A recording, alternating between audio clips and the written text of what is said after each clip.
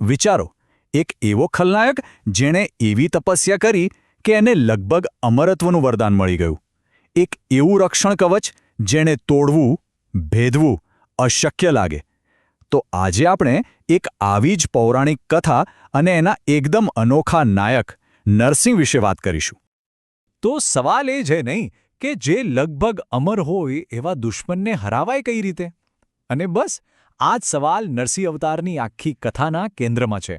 અને આ કથાની શરૂઆત છે ને કોઈ દેવતાથી નથી થતી, પણ એક એવા અત્યાચારી અસુરથી થાય છે જેને એમ જ હતું કે એણે તો જાણે મૃત્યુને પણ હરાવી દીધું છે.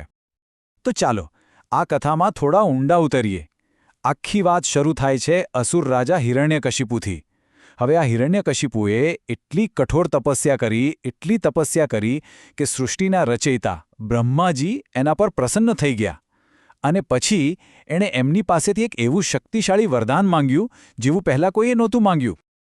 અને જેવું એને આ વરદાન મળ્યું, બસ હિરણ્યકશિપુ તો અહંકારમાં ચૂર થઈ ગયો. એને લાગ્યું કે હવે મને કોણ હરાવશે? હું તો અજેય છું. પછી તો એણે દેવતાઓ અને મનુષ્યો પર અત્યાચાર કરવાનું શરૂ કરી દીધું. ખાસ કરીને જે કોઈ ભગવાન વિષ્ણુની ભક્તિ કરતું એ એનો દુશ્મન બની જતો. અને નવાઈની વાત તો એ છે કે એની આ ક્રૂરતાનો શિકાર એનો પોતાનો જ દીકરો પરમ ભક્ત પ્રહલાદ પણ બન્યો. હવે આ સાંભળીને હિરણ્યકશિપુનો ગુસ્સો તો માપમાં જ ન રહ્યો. એણે કહ્યું, આ સ્તંભમાં છે તારો વિષ્ણુ. અને બસ પોતાના દીકરાને ખોટો પાડવા માટે, વિષ્ણુનું અસ્તિત્વ છે જ નહીં એવું સાબિત કરવા માટે એણે પોતાની ગદા ઉપાડી અને સીધો જ એ સ્તંભ પર પ્રહાર કર્યો. પણ એને ક્યાં ખબર હતી કે એનો આ એક પ્રહાર એક આખી યુગ બદલનારી ઘટનાને જન્મ આપવાનો હતો. અને જેવું એ સ્તંભ તૂટ્યો, એમાંથી એક એવું દિવ્ય અને ભયાનક સ્વરૂપ પ્રગટ થયું જેની કોઈએ કલ્પના પણ નહોતી કરી. આ હતા ભગવાન વિષ્ણુનો ચોથો અવતાર. એક એવું સ્વરૂપ જે હિરણ્યકશિપુના એ અશક્ય વરદાનનો એકદમ પરફેક્ટ જવાબ હતો. આ સ્વરૂપ એટલે નરસિંહ, અડધા નર અને અડધા સિંહ. એક એવું સ્વરૂપ જે ન તો પૂરી રીતે મનુષ્ય ગણાય કે ન તો પૂરી રીતે પશુ. અને બસ વરદાનની પહેલી અને સૌથી મોટી શરત અહીં જ તૂટી ગઈ. અને હવે જુઓ, અવતારની ખરી બુદ્ધિ અહીં દેખાય છે. વરદાનની એક પછી એક શરત કેવી રીતે તોડવામાં આવી. નરસિંહે હિરણ્યકશિપુને પકડ્યો. સમય હતો સંધ્યાનો, એટલે કે ન દિવસ ન રાત. જગ્યા હતી ઘરનો ઉમરો, એટલે કે ન ઘરની અંદર ન બહાર. એને પોતાના ખોળામાં સોળાવ્યો, એટલે ન ધરતી પર ન આકાશમાં. અને કોઈ શસ્ત્રથી નહીં પણ પોતાના જ તીક્ષ્ણ નખથી એનો સંહાર કર્યો. જુઓ, દરેક શરતનું પાલન થયું અને છતાં અધર્મનો અંત પણ થયો. કેવું અદ્ભુત! પણ અહીં એક સવાલ થાય કે આવી હોશિયારી ભરી ન તો આ કે ન તો તે વાળી કથાનો આઈડિયા આવ્યો ક્યાંથી હશે? શું આ પહેલીવાર હતું? ના, આના મૂળ તો આ કથા કરતાં પણ ઘણા જૂના છે. આવી જ એક કથા આપણને વેદોમાં જોવા મળે છે, જે હિન્દુ ધર્મના સૌથી પ્રાચીન ગ્રંથો છે. એમાં દેવરાજ ઇન્દ્ર અને નમુચી નામના એક અસુરની વાર્તા આવે છે. એટલે આ એક પેટર્ન દેખાય છે, ખરું ને? ભારતીય પૌરાણિક કથાઓમાં આ પરંપરા રહી છે કે જ્યારે નિયમો અતૂટ લાગે, જ્યારે કોઈ રસ્તો ન દેખાય, ત્યારે એક ત્રીજો, એકદમ ક્રિએટિવ રસ્તો શોધવામાં આવે છે. અને આ જ રીતે બ્રહ્માંડમાં ધર્મ અને સંતુલન પાછું સ્થપાય છે. તો એનો અર્થ એ થયો કે નરસિંહ માત્ર એક કોયડાનો ચતુરાઈભર્યો જવાબ નથી, એનાથી ઘણું વધારે છે. સમય જતાં નરસિંહ એક ખૂબ જ શક્તિશાળી પ્રતીક બની ગયા. અને એમના આ જટિલ સ્વભાવને કારણે એમની પૂજા પણ અનેક અલગ અલગ સ્વરૂપોમાં થાય છે. એક છે એમનું ઉગ્ર સ્વરૂપ.